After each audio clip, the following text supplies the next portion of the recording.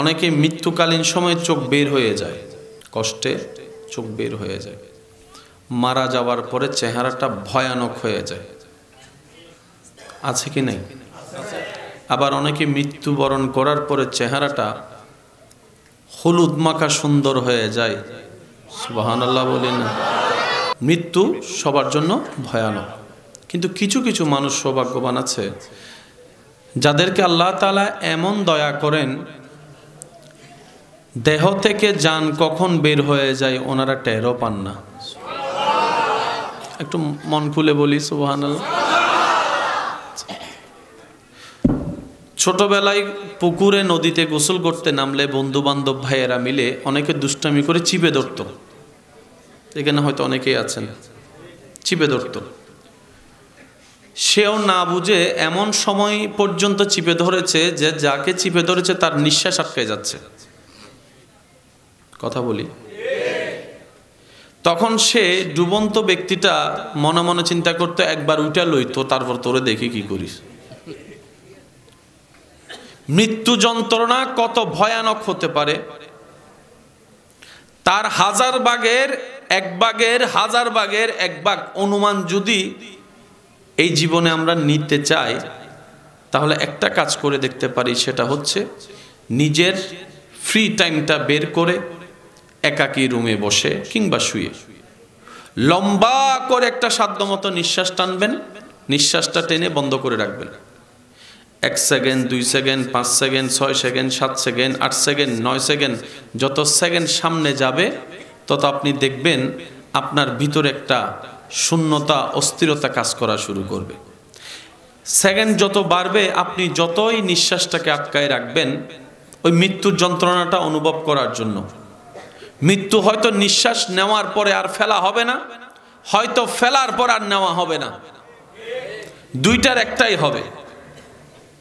নিঃশ্বাস বন্ধ করে রাখতে রাখতে এক পর্যায়ে দেখবেন আপনার ব্রেইন আপনাকে সিগন্যাল দিবে, এবার নিঃশ্বাস ফেল, এবার নিঃশ্বাস নে, এবার নিঃশ্বাস ফেল, এবার নিঃশ্বাস নে, না হয় তুই কিছুক্ষণের ভিতর মারা যাবে।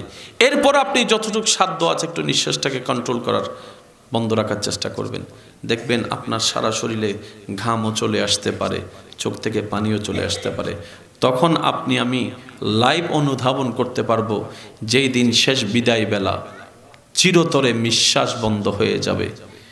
যেই বার, যেই মাসের, যেই বারের, যেই তারিখ, যেই সময়ের শেষ সেকেন্ড আপনার আমার পৃথিবীর থেকে বিদায়ের সময় আসবে, যেই দিন আর কোনো নিঃশ্বাস নেওয়া হবে না, যেদিন পরের বারের সকালের সূর্য আর দেখা হবে না, হয়তো যেই মুহূর্তে আপনি মারা যাচ্ছেন এর পরের বার ওই টাইমে হয়তো আপনি ততক্ষণ কবরের মধ্যে শুয়ে থাকবেন। কবরের জগতে আপনার বসবাস হবে, আলমে বরজগে আপনার বসবাস হবে। তখন আপনি অনুধাবন করতে পারবেন কি করেছি, কি করা দরকার ছিল। একটু আওয়াজ দেন না রে ভাইয়া। কি করেছি জীবনে, কি করা দরকার ছিল, কে আমাকে পাঠালো, কেন পাঠালো, কি করছি, কি নিয়ে ওনার দরবারের সামনে যাব, এই 4টি প্রশ্ন বারবার করতে থাকবেন। দেখবেন আপনার ভিতর থেকে এক অজানা মানুষ আপনাকে বারবার প্রত্যেকটা প্রশ্নের উত্তর দেখিয়ে দিবে, বারবার উত্তর দেখিয়ে দিবে। বলি সুবহানাল্লাহ। যখন প্রশ্ন করবেন কে পাঠালো, আপনার ভিতরের আত্মাই উত্তর দিবে আল্লাহ পাঠিয়েছে। এবার যখন প্রশ্ন করবেন কি করার জন্য আমার রব আমাকে পাঠালেন, এতদিন বাছাই রাখলেন, উত্তর আপনার ক্যালকুলেশনে চলে আসবে। যখন প্রশ্ন করবেন কি করলাম এতদিন, কি করলাম এতদিন, কি করলাম এতদিন, তখন দেখবেন নিজের জীবনের সমস্ত ভুলগুলা, গুনাহগুলা একটা একটা চোখের মধ্যে আসতে শুরু করেছে, একটা একটা চোখের মধ্যে আসতে শুরু করেছে। তখন আপনি লিস্টি করলে দেখতে পাবেন সেই নামাজ না পড়ার দৃশ্যটা আপনার চোখের মধ্যে বেশি উঠছে, ভাইয়ের হক মেরে খাওয়ার দৃশ্যটা আপনার চোখে বেশি উঠবে, বোনের হকটা না দেওয়ার দৃশ্যটা আপনার চোখের মধ্যে সচ্ছলতার সাথে বেশি উঠবে। আপনি দেখতে পাবেন বন্ধুর সাথে প্রতারণা করা, প্রতিবেশীর হক নষ্ট করা, কাউকে কষ্ট দেওয়ার সমস্ত কিছু আপনার চোখে বেশি উঠবে, বারবার বেশি উঠবে, বারবার বেশি উঠবে। কখন কার কি ক্ষতি করেছেন, কখন কার নামে কি বদনাম করেছেন, আল্লাহকে কিভাবে নারাজ করেছেন, তখন আপনি নিজেই বুঝতে পারবেন। কি নিয়ে রবের সামনে যাব প্রশ্নটা করলেই দেখবেন শূন্য ছাড়া কিচ্ছুই আপনার আমার ভাগ্যে জুটবে না। কারণ আমরা সওয়াব করি একটা, গুনাহ করি আমরা 10টা, কথা বলেন ঠিক কি না? রবের দরবার থেকে বাঁচার জন্য নিজের কাছে কোনো ক্যাপিটাল আপনার আমার কারো কাছেই নেই। সেজন্য বলি, এই প্র্যাকটিসটা যদি অন্তত মাসে 2 মাসে একবার করতে পারে, দেখবেন আপনার ভিতরে সৎ কাজ করার আগ্রহটা আরো বেশি বেড়ে যাবে। নবীর প্রেম নিয়ে, আল্লাহর ভয় নিয়ে বলি সুবহানাল্লাহ। আল্লাহ পাক আমাদেরকে আমল করার তৌফিক দান করুন, আমিন। এখানে যারা আমরা আছি, একদিন দুনিয়ার সব কিছু ছেড়ে মায়াকে পিছনে ফেলে সমস্ত বন্ধনকে ছিন্ন করে আপন প্রিয় মানুষের চোখের সামনে আজীবনের জন্য সাদা কাপড় পরে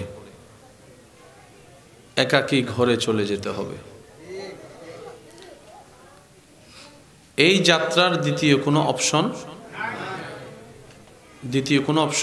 নাই।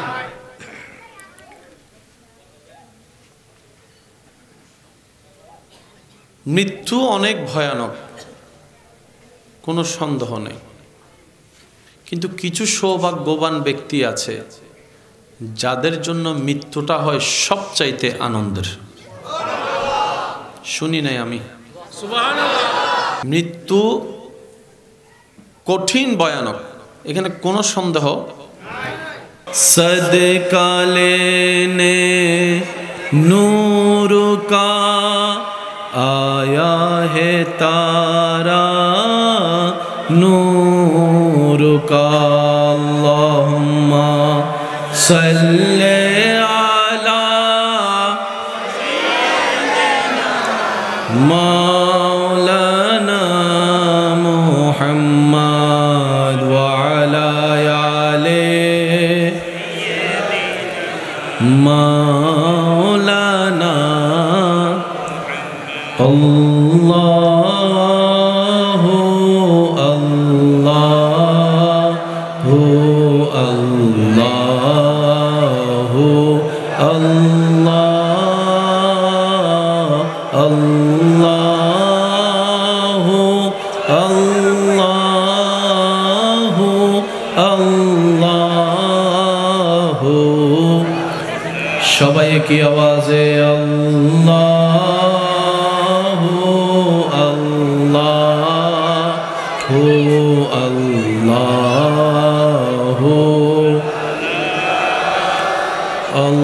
আল্লাহু আল্লাহু আল্লাহ। কনজুল কারামি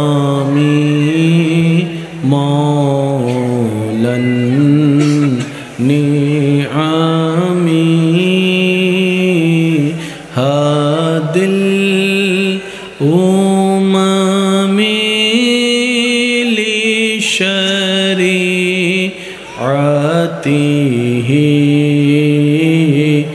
আল্লাহু হু আল্লাহু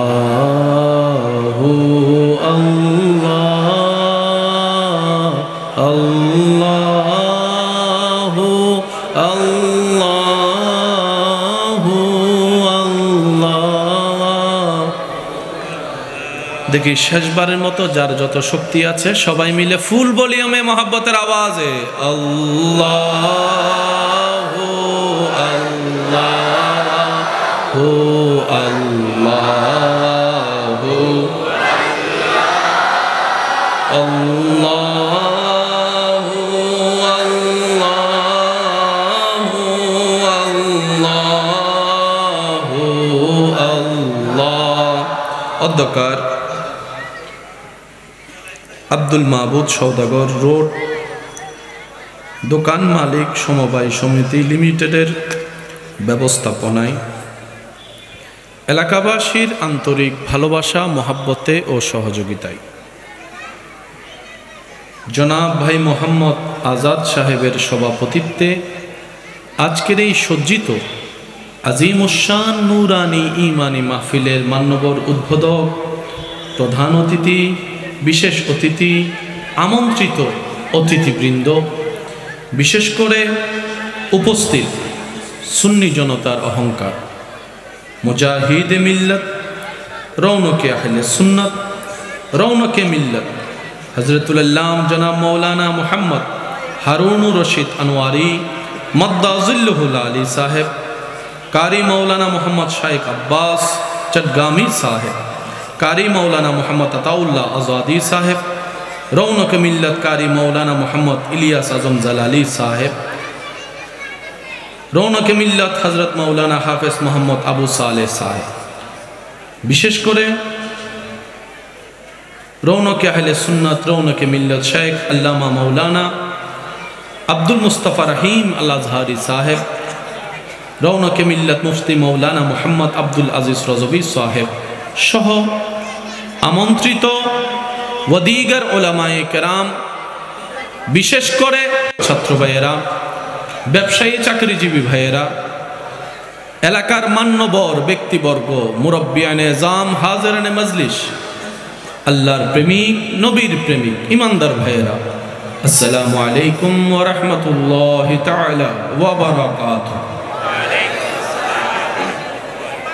মন প্রাণ উজাড় করে রবের সন্তুষ্টি হাসিলের লক্ষ্যে আপন আপন জায়গা থেকে রবের দেওয়া শক্তি আওয়াজ ব্যবহার করে রবের দরবারে গোলামির হাজিরা দেওয়ার জন্য প্রাণ মন উজাড় করে একবার বলি আলহামদুলিল্লাহ। আল্লাহ দয়া করে আমাদের সকলের জীবনের অতীতের গুনাহ মাফ করে দিন। আর একটু জোরে, আমাদের মা বাবার গুনাহকে মাফ করে দিন। আমাদের যত আত্মীয় স্বজন এবং এই এলাকায় যত কবরবাসী এই মুহূর্তে কবরের কঠিন আযাবে কষ্ট পাচ্ছে, আল্লাহ মেহেরবানি করে প্রত্যেকটি কবরবাসীকে আযাব থেকে মুক্তি দান করুন।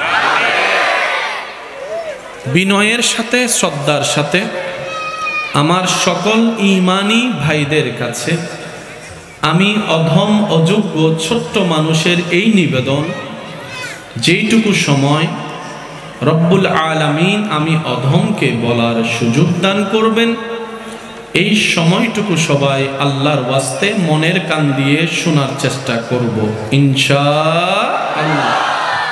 আর আমাকে একটু আওয়াজ দিয়ে সহযোগিতা করতে হবে। যারা যারা করতে রাজি আছি একবার বলি মারহাবা।